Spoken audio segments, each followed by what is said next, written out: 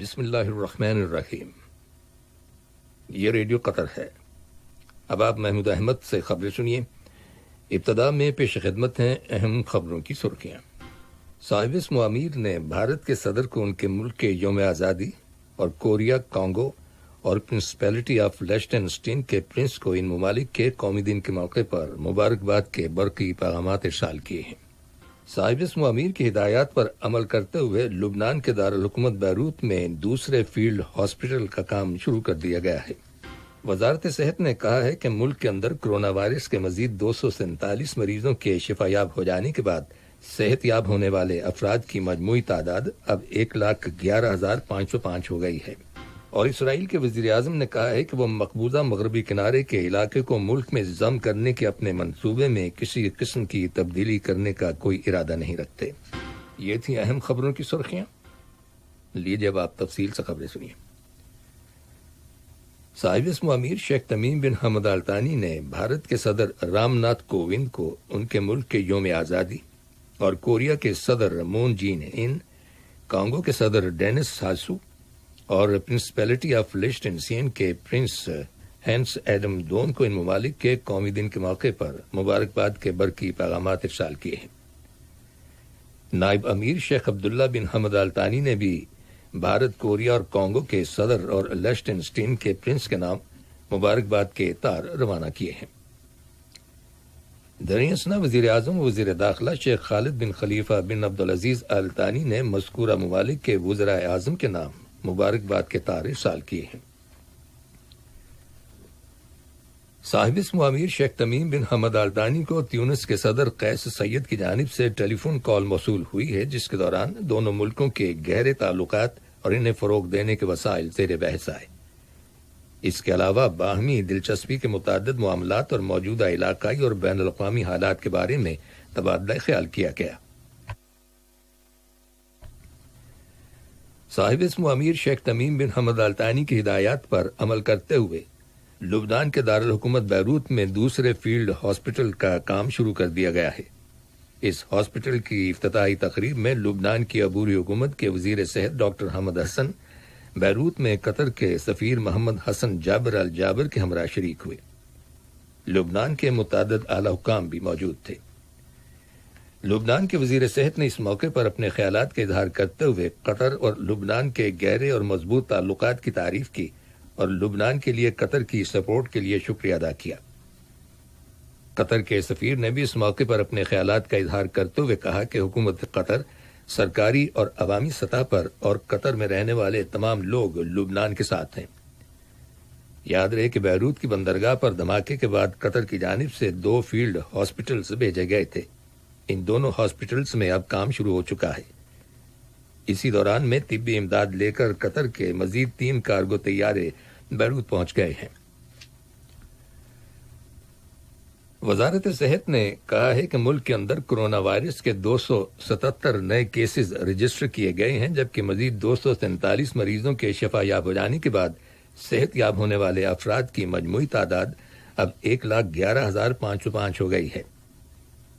دریں اثنا حمد میڈیکل کارپوریشن HMC میں انفیکشن کی روک تھام اور کنٹرول کرنے والے شعبے کے ایگزیکٹو ڈائریکٹر ڈاکٹر جمیلہ الاجمی نے کہا ہے کہ وائرس کی روک تھام کے پیش نظر اختیار کی گئی احتیاطی تدابیر پر اس وقت سنجیدگی سے عمل کرنے کی ضرورت ہے۔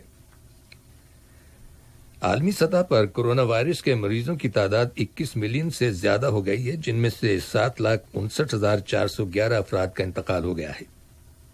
روس میں وائرس کے آج مزید 5,061 نئے کیسز رجسٹر کیے گئے، جس کے بعد وہاں ملکی سطح پر متاثرین کی مجموعی تعداد 9,17,884 ہو گئی ہے۔ لاطینی امریکہ کے ممالک کرونا وائرس سے بری طرح سے متاثر ہوئے ہیں، جہاں مریضوں کی تعداد 6 ملین سے زیادہ ہو گئی ہے اور اس میں بتدریج اضافہ ہو رہا ہے، جبکہ اس خطے کے بیشتر ممالک نے لاک ڈاؤن میں نرمی کرنے کا فیصلہ کیا ہے۔ کل چین میں وائرس کے 22 نئے مریض رپورٹ کیے گئے تھے، جبکہ آج 30 نئے مریض رجسٹر کیے جانے کی اطلاع ملی ہے۔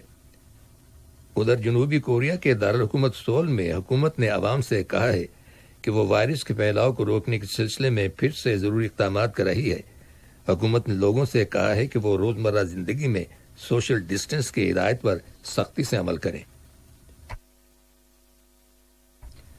یہ خبریں ریڈیو قطر سے نشر کی جا رہی ہیں۔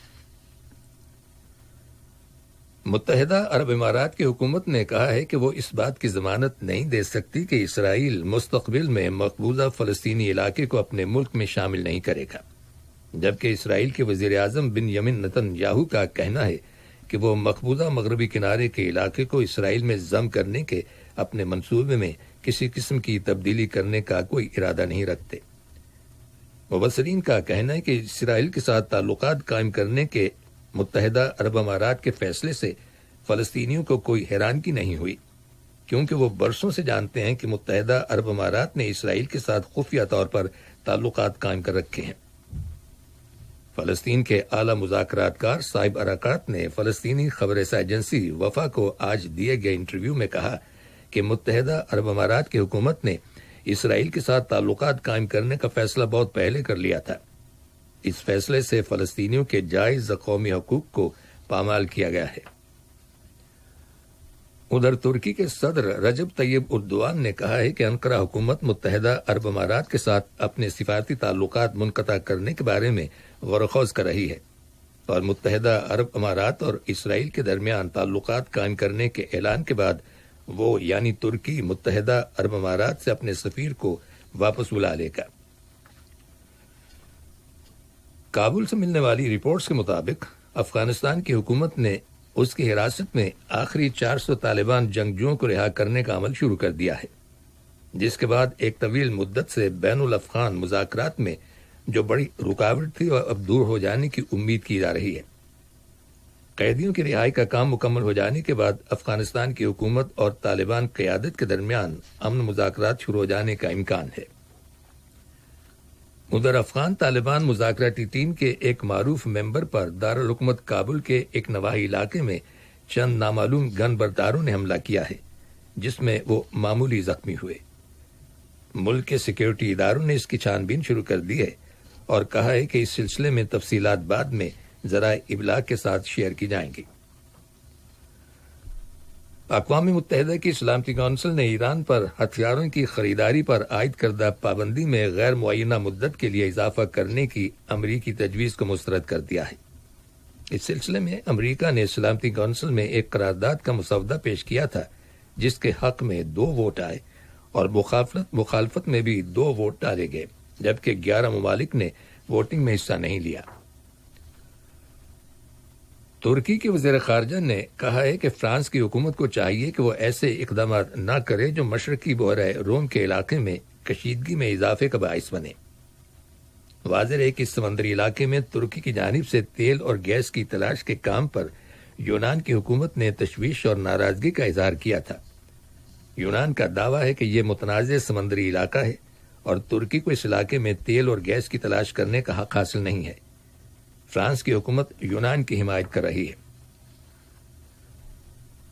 امریکہ کی حکومت نے پولینڈ کے ساتھ آج ایک معاہدے پر دستخط کیے ہیں، جس کے تحت یورپی یونین کے اس ممبر ملک کے اندر امریکی فوج کی تعداد میں مزید 1000 فوجیوں کا اضافہ کیا جائے گا۔ اس کے علاوہ پولینڈ کو امریکی فوج کی 5ویں کور کا ہیڈ کوارٹرز بھی بنایا گیا ہے۔ امریکہ نے ایران سے وینزویلا جانے والے تیل سے بھرے 4 آئل ٹینکرز کو اپنے قبضے میں لے لیا ہے۔ واشنگٹن حکومت کا کہنا ہے کہ مذکورہ ٹینکرز میں تقریباً 11 لاکھ بیرل تیل موجود ہے اور وینزویلا کو تیل کی یہ سپلائی امریکی پابندیوں کی خلاف ورزی ہے۔ ادھر وینزویلا میں ایران کے سفیر نے کہا ہے کہ نہ تو آئل ٹینکرز اور نہ ہی ان کے مالکان کا تعلق ایران سے ہے۔ امریکی حکومت نے بیروت کی بندرگاہ پر گزشتہ دنوں ہولناک دھماکے کی شفاف اور قابل اعتماد چھان بین کرنے کی ضرورت پر زور دیا ہے۔ یاد رہے کہ اس دھماکے کے نتیجے میں 172 افراد ہلاک ہو گئے تھے۔ آخر میں اہم خبروں کی سرخیاں ایک بار پھر سن لیجیے۔